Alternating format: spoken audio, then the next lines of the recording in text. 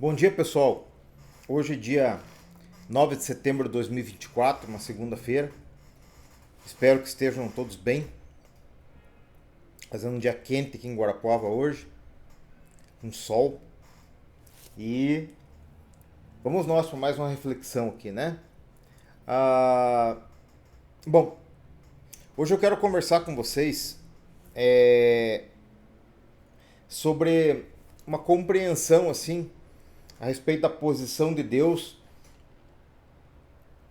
e da posição do homem perante Deus e da onde que a gente pode progredir nessa nossa busca, né, de estar melhorando a cada dia. E eu queria convidar vocês a lerem comigo lá Romanos 1:20. Eu amo essa palavra aqui. Diz assim: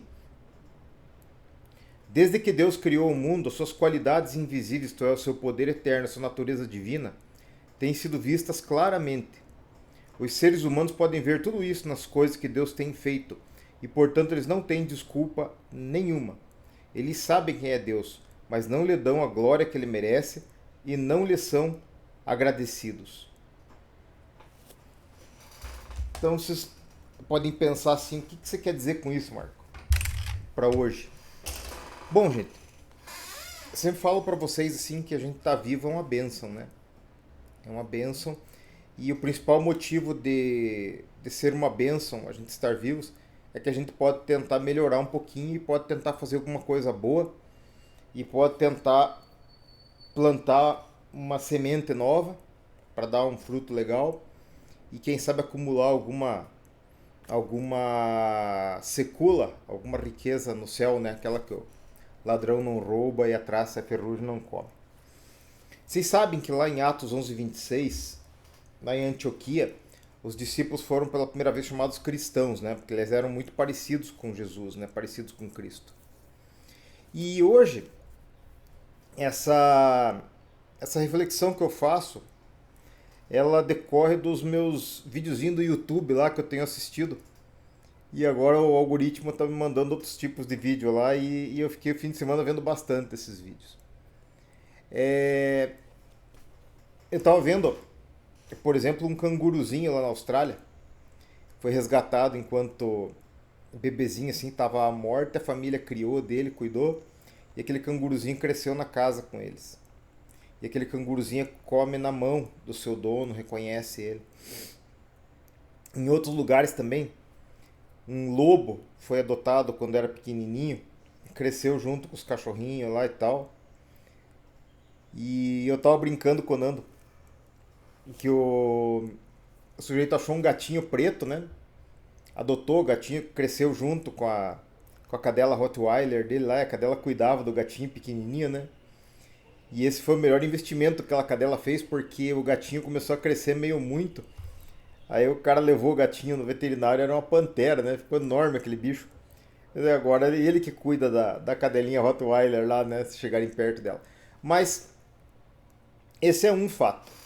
O segundo fato era um piazinho de 3 anos, um oriental, agora não me lembro se ele era um chinesinho, um japonesinho, mas tocando violino de forma maravilhosa. Mal sabe falar o chinesinho lá e tocando violino de forma assim esplendorosa, né? E quando eu vejo isso, eu lembro do nosso Adão, né? E algumas coisas muito lindas que tem aqui no Gênesis.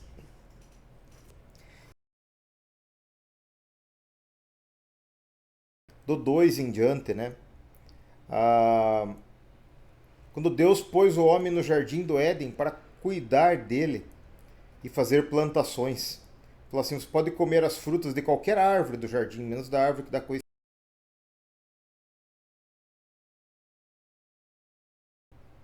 Aí Deus criou a mulher e tal.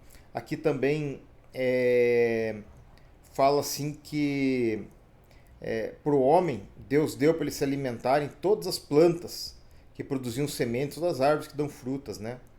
E para os animais, a, o mato, né? Ali o capim do chão, né? E tudo isso era muito bom, tá? E aqui conta também que Deus deu os peixes e as aves, tudo para o homem dominar. e que Adão deu nome a todos os animais, usando o poder da palavra que a gente libera com a boca, né? Porque aquilo que Adão falou que o animal seria, aquilo ele seria. E os animais têm características desses nomes, né? Por exemplo, o Kelev. Kelev é o cãozinho, né? O cachorro. Kelev quer dizer de todo o coração, ou com todo o coração. E o cachorrinho é assim, né? Ele se entrega pro dono com todo o coração, né? Coisa mais linda. E aí eu fico imaginando, eu fico vendo assim, como um domador, ou como o homem, quando se cria junto com o animal e dá amor para esse animal desde pequenininho, como ele tem domínio sobre o animal. Como uma pessoa pode, com a sua voz, dar ordens para um tigre. Como aquele tigre chega e lambe o dono, cuida do dono, atende do dono. E eu fico imaginando como que a gente era antes do pecado, né? Como seres humanos plenos. Vocês imaginem, né? O homem dominava sobre os bichos, não havia conflito, né? E também tem uma coisa que é muito misteriosa ali na Bíblia, que fala assim que não é, que o homem não comia bicho, ele comia os frutos, né? E a primeira morte de bicho que teve, assim, a primeira violação da natureza, me parece foi quando eles pecaram que Deus teve que fazer vestimentas de pele. Então, o homem, pelo pecado, ele começou a agredir a natureza, que é coisa que a gente faz até hoje. Nós estamos destruindo o mundo, não sabemos quanto tempo que esse mundo aguenta a presença do homem aqui, né? Nós sempre fizemos isso. E a gente chega num lugar e a gente destrói aquele lugar, né? A gente acaba aquele lugar, a gente muda a natureza. E, a primeira violação assim da vida que eu vejo foi essa. Quando o homem pecou, Deus precisou matar um bicho para tirar a pele do bicho para servir ao homem. E desde então a gente vem fazendo isso aí, né?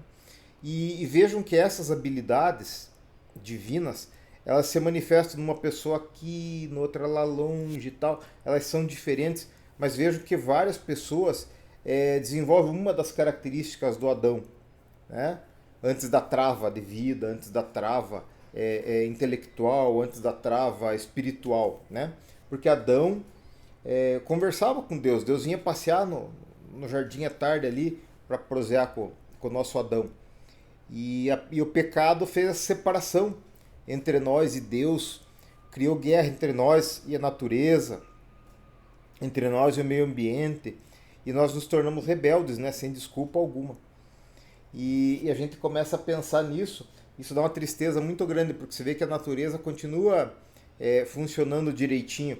A única variável que não tá funcionando direito somos nós, né? E para isso veio Jesus, que é chamado o segundo Adão, para colocar ordem nas coisas.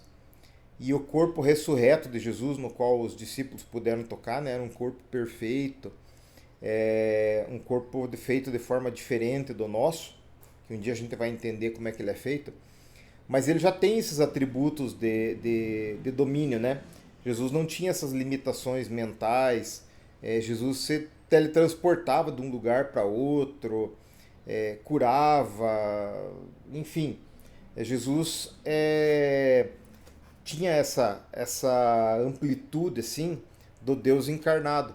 E é legal a gente sonhar com isso, que um dia a gente vai poder ter esse corpo glorificado, né, na ressurreição, para a gente não ter a limitação da nossa carne, Deus, a limitação que o pecado nos impõe, né?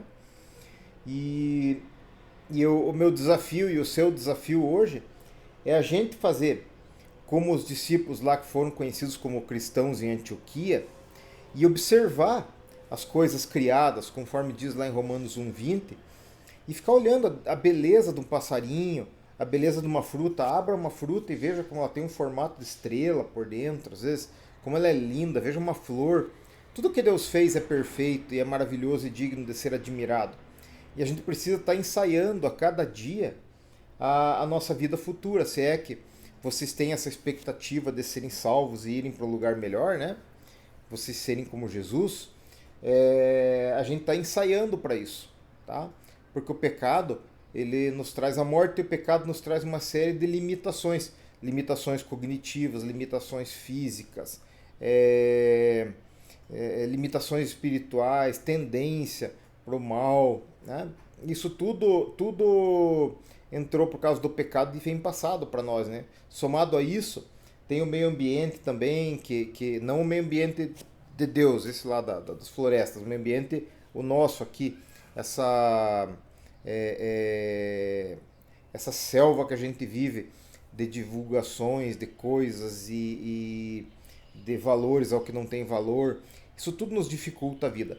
Mas a principal característica de um cristão é nadar contra a corrente, né? Se a corrente está descendo, você nada contra a corrente, porque assim você vai se aproximando mais dele, vai sendo conhecido como cristão e vai a cada dia se preparando e ensaiando para a tua vida futura.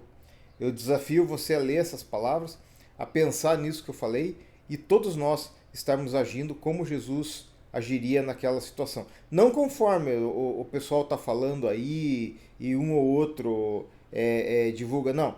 Conforme a Bíblia ensina para nós, conforme ela está nos mostrando o caminho santo e correto, para a gente continuar seguindo, lutando a cada dia para atingir a estatura do varão perfeito, que a gente não vai conseguir, mas a gente tem a obrigação de continuar tentando, né? E com isso, a cada dia a gente vai se fazendo mais parecido com ele. Tomara que Deus te força, te ajude e que essa palavra te faça bem. É por aí.